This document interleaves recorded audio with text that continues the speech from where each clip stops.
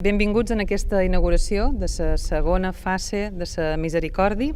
d'aquest edifici que se va començar en el segle XVII per en Joan Sureda i se va acabar o se va seguir reformant en el segle XIX per Antoni Sureda. És un edifici catalogat, protegit, 15.000 metres quadrats en total i podríem dir que encara és l'edifici civil més gran del centre de Palma.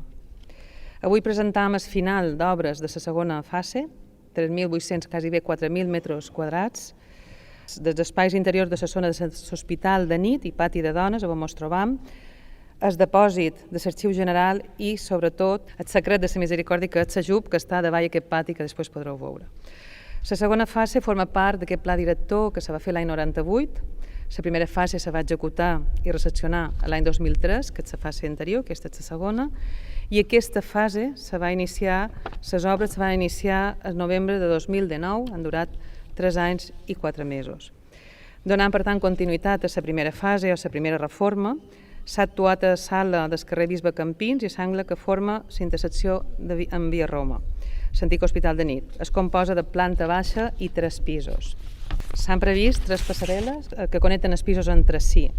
i s'ha incorporat l'accés a l'ajub, que com deia és el gran secret de la Misericòrdia. És un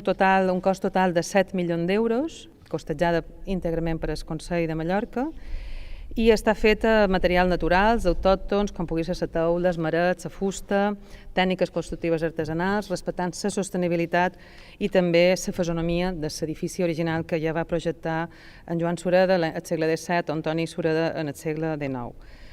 En aquest moment el que està pensat a destinar als ampliats serveis administratius del Consell, que a la primera fase ja n'hi ha, però també espais expositius i també actes públics com pugui ser aquest espai. Però sí que avui els vull anunciar que ara iniciaran la tercera fase i conjuntament amb aquesta segona fase aquest edifici se convertirà en la futura seu institucional del Consell de Mallorca.